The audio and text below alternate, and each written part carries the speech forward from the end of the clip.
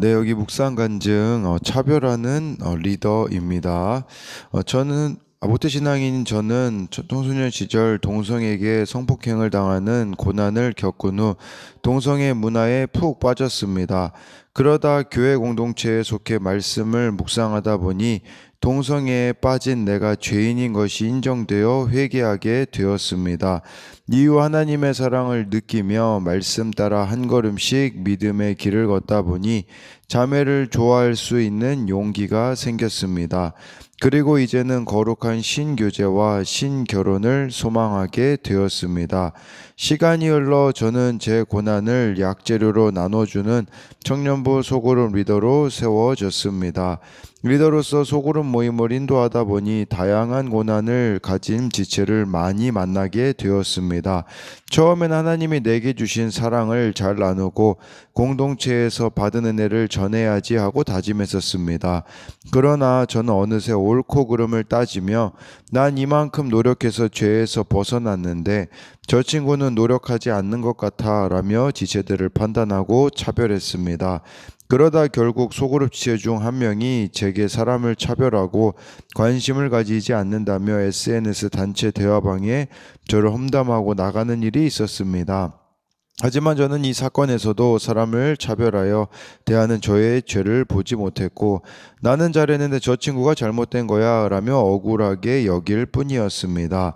그런데 오늘 말씀을 묵상하면서 제 안에 사랑이 없고 사람을 차별하는 인본적인 리더가 바로 저임을 깨닫게 되었습니다. 율법에 매여 지체들을 판단하고 정죄하는 저의 모습을 다시금 볼 수 있었습니다. 자유의 율법인 복음을 통해 제게 긍휼을 베풀어 주신 주님의 은혜를 잊고 지체들을 차별한 것을 회개합니다. 이제는 심판을 이기는 힘은 긍휼임을 기억하며 지체들의 삶에 관심을 가지고 그 아픔에 공감할 수 있기를 기도합니다. 적용하기입니다. SNS 단체 대화방에서 나간 지체에게 먼저 연락하여 사과하겠습니다. 소그룹 모임인 도시 제가 받은 긍휼의 은혜를 기억하며 지체들을 판단하지 않고 이야기를 잘 듣겠습니다. 네, 여기 이렇게 정말 나와 있듯이 이분이 동성에게 청소년 시절 성폭행 당하는 고난을 겪은 후 동성애 문화에 빠졌다가 내가 죄인인 게 인정되어 회개하게 되었다고 하잖아요.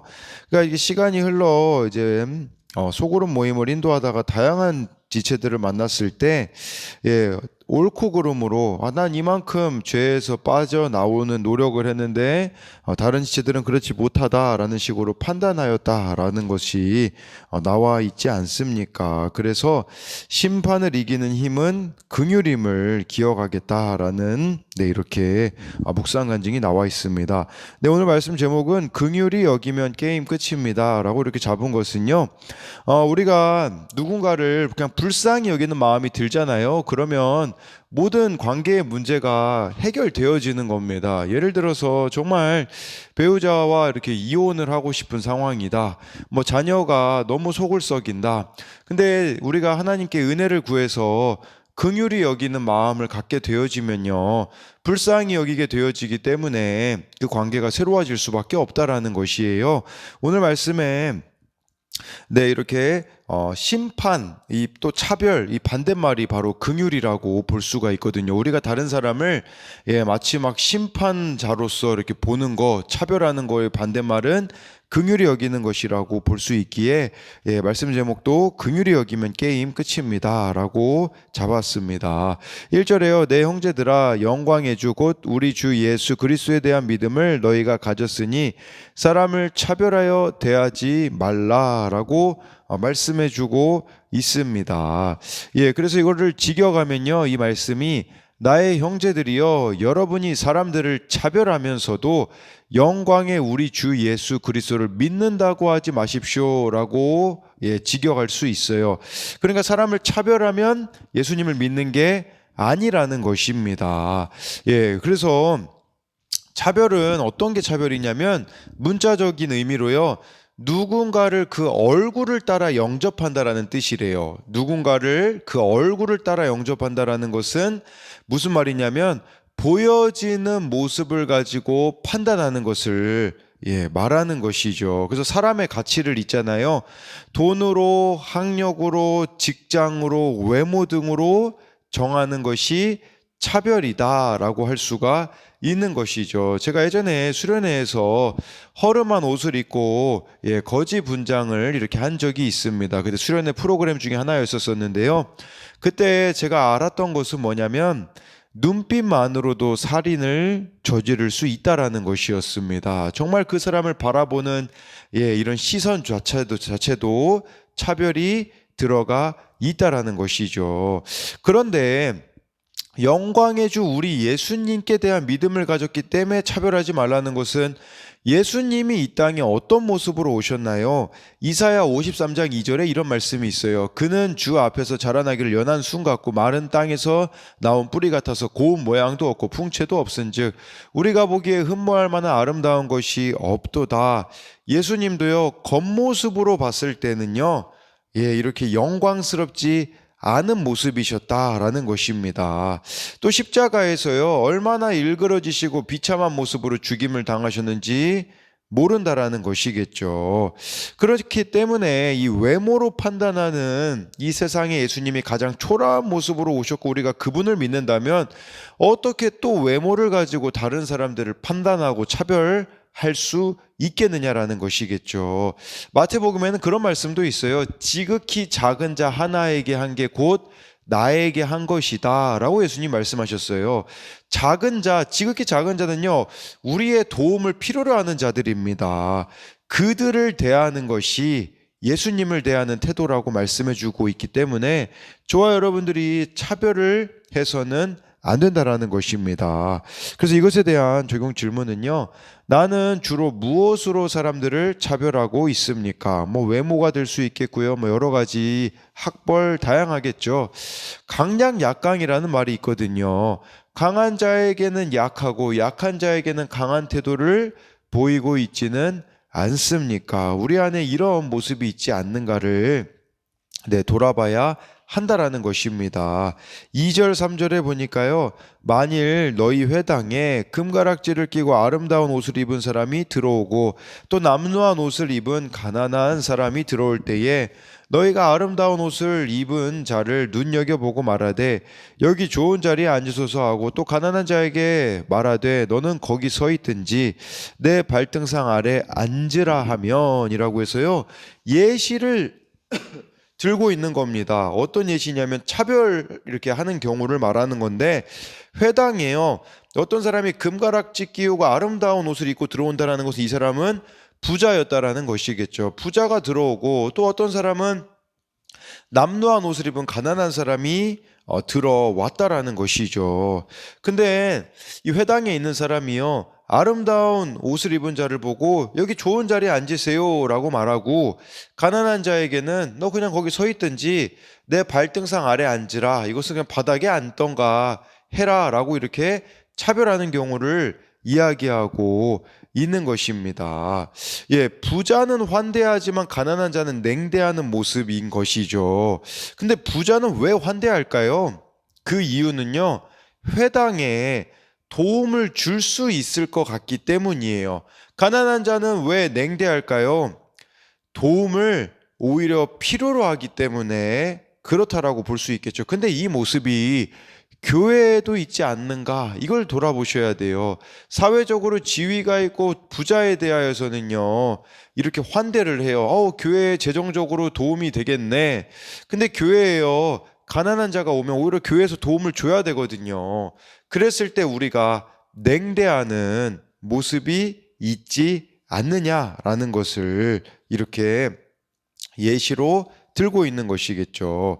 그래서 이것에 대한 적용 질문도요, 공동체 안에서 누군가의 외적인 모습만 보고 차별하거나 편애하고 있지는 않습니까?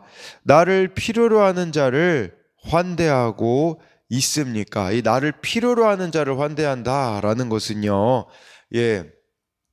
우리는 내가 필요한 자를 환대하잖아요. 그게 아니라 나를 필요한 자를 이렇게 환대하며 나아가야 된다라는 것이죠. 4절에 너희끼리 서로 차별하며 악한 생각으로 판단하는 자가 되는 것이 아니냐라는 것이에요. 차별이 문제가 되는 것은요, 악한 생각이래요. 악한 생각. 이게 왜 악하냐? 판단하는 자가 되는 것이기 때문이라고 말씀해주고 있거든요. 이게 무슨 말이냐면, 재판장은, 심판자는 하나님이신데 내가 하나님 자리에 앉아서 다른 사람을 판단하고 차별하는 것은 악한 것임을 우리들에게 말씀해주고 있는 것입니다.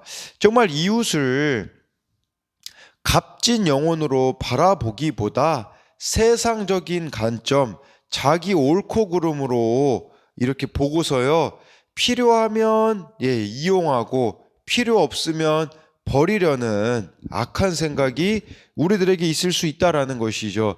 지금 이 시대에서 일어나고 있는 모습이 아닐까요? 이 시대에는 사람을 어떻게 봅니까? 도구로 생각을 합니다. 나의 성공을 위한 도구, 사람을 또 도구로, 나의 쾌락을 채울 도구로 생각하고 있는 그런 태도를 우리가 갖는다면, 이것은 바로 잘못된 것이라고 할 수 있어요. 우리는요, 판단할 권리가 없어요. 그렇다면 우리가 가지고 있는 권리는 뭘까요?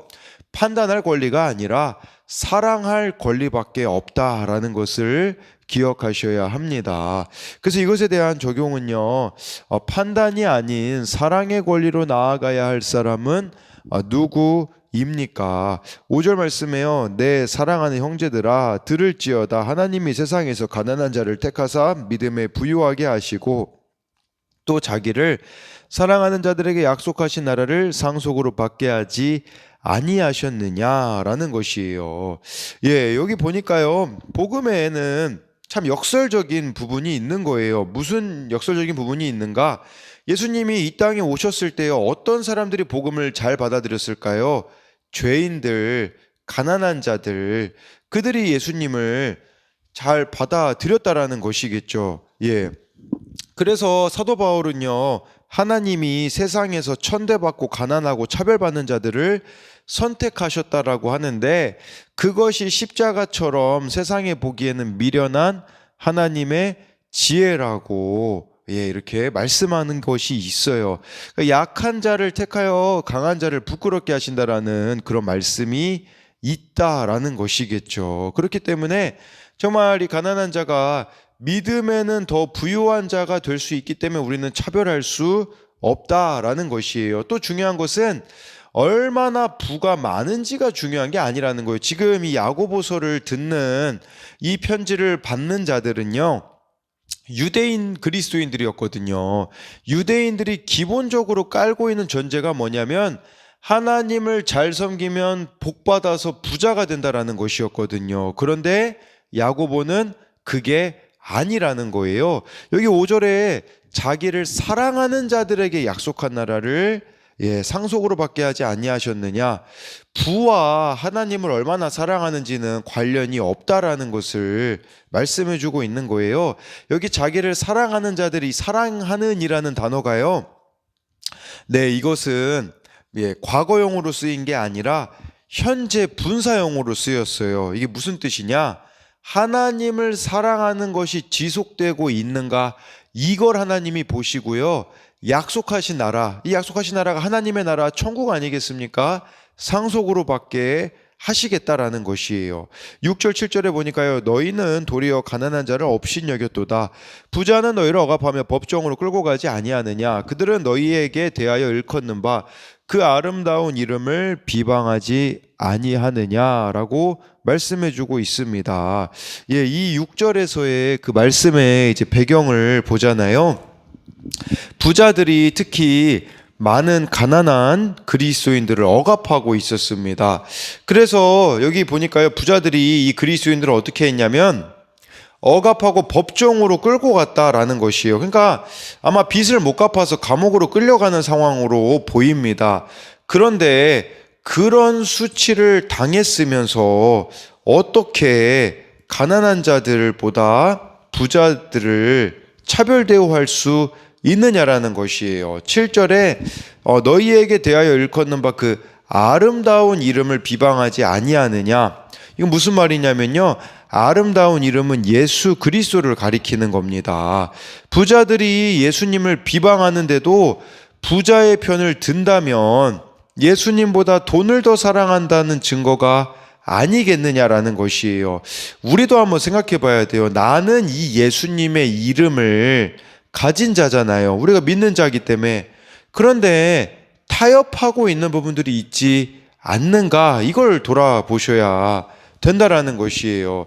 예수님의 이름이 비방받는 일인 거 아는데 그냥 나의 어떤 성공과 그런 것들로 우리가 타협하고 있는 거, 내가 경제적으로 손해보지 않기 위하여서 예수님의 이름이 비방받도록 내버려 두고 있는 게 있지 않느냐라는 것이겠죠.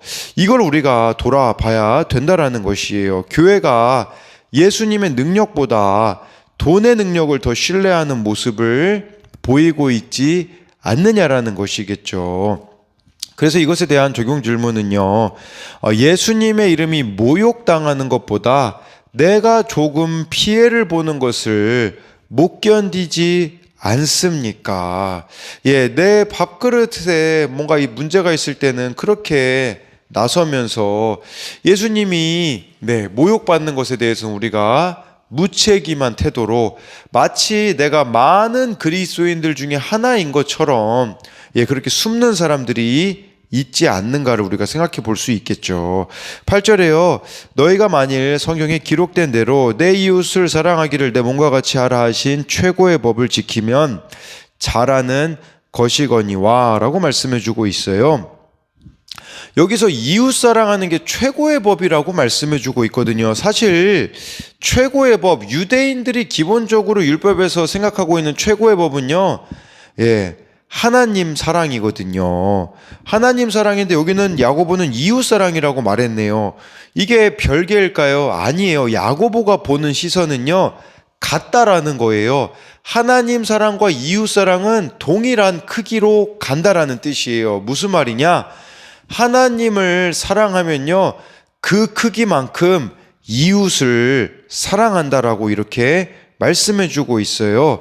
이것은요, 요한복음 21장에 보면 아주 잘 나와 있어요. 부활하신 예수님이 베드로를 찾아가시잖아요.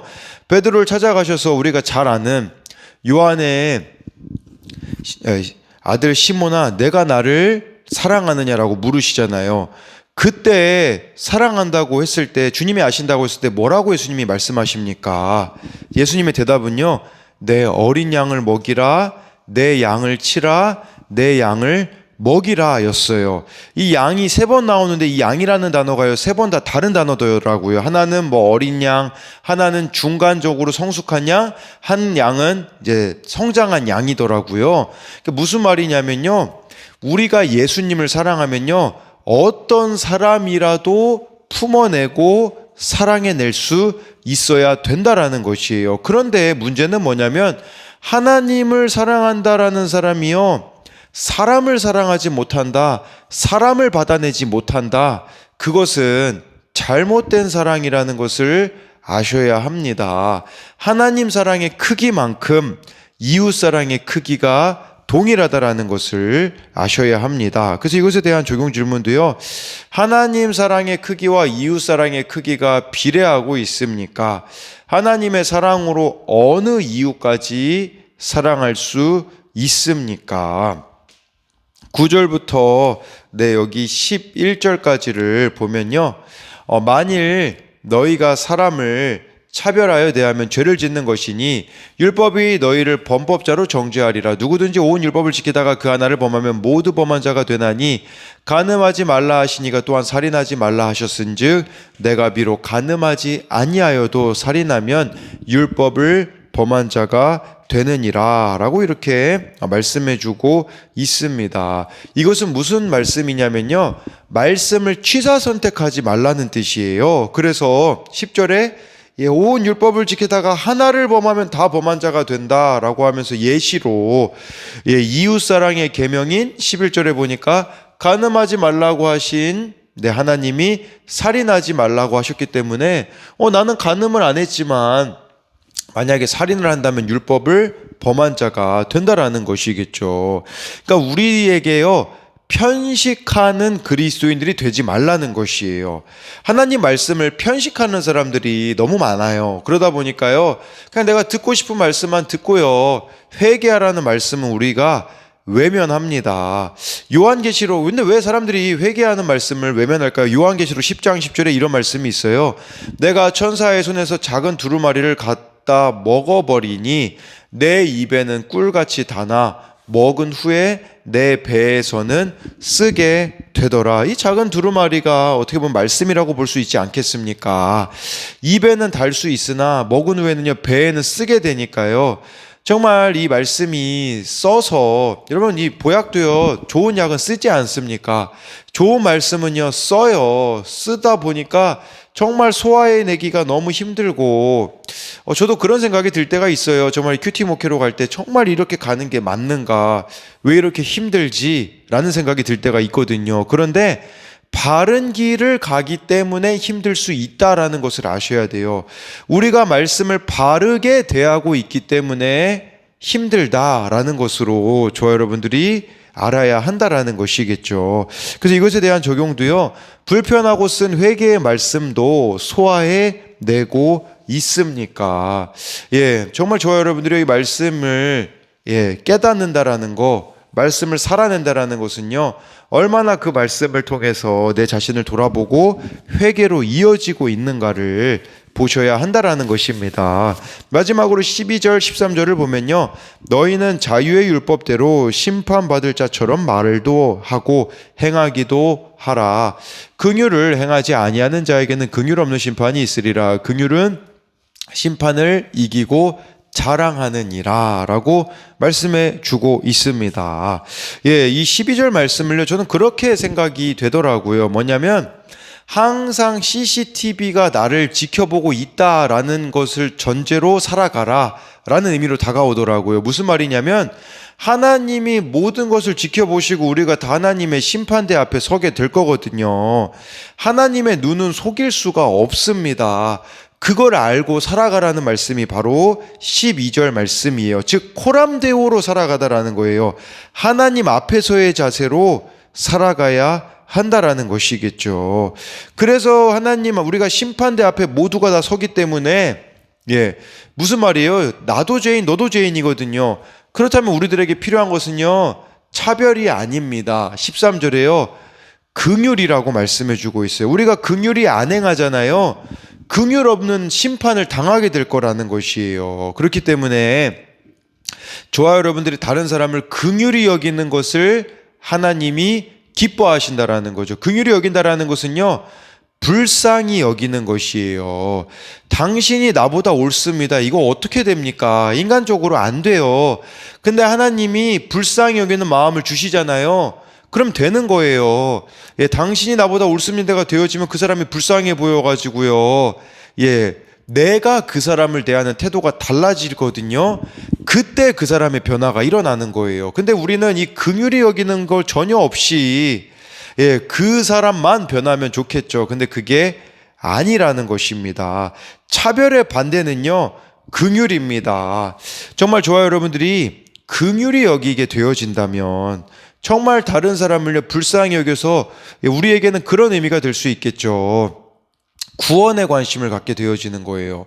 정말 그 사람의 구원에 관심을 갖기 때문에 긍휼히 여기면 애통하는 마음도 정말 소유하게 될 것이고, 가난한 마음도, 심령이 가난함도 소유하지 않겠습니까? 그리고 이 긍휼의 마음이 누구의 마음이었습니까? 예수님의 마음이었기 때문에 저와 여러분들에게 정말 긍휼히 여기는 이 마음만 있다면 관계 문제는 게임 끝이라고 할 수 있지 않겠습니까? 그래서 이것에 대한 적용 질문은요, 말씀으로 내 죄를 보고 회개함으로 곁에 있는 지체들을 긍휼한 마음으로 대하고 있습니까? 내 죄가 안 보이기에 다른 이들을 판단하고 있지는 않습니까? 잘 생각하셔야 돼요. 다른 사람을 판단하고 정죄함으로 그 사람은 변화되지 않습니다. 긍휼히 여기는 그걸 통해서 사람이 변한다라는 것을 저와 여러분들이 기억하심으로써 정말 사람들을 내 안목으로 나의 옳고 그름으로 판단하고 차별하는 것이 아니라 우리에게 해야 될 의무는 사랑할 의무밖에 없기 때문에 긍휼함을 구하시고 다른 사람을 불쌍히 여김으로 구원으로 이끄는 사명자가 되는 저와 여러분들이 되기를 소망합니다.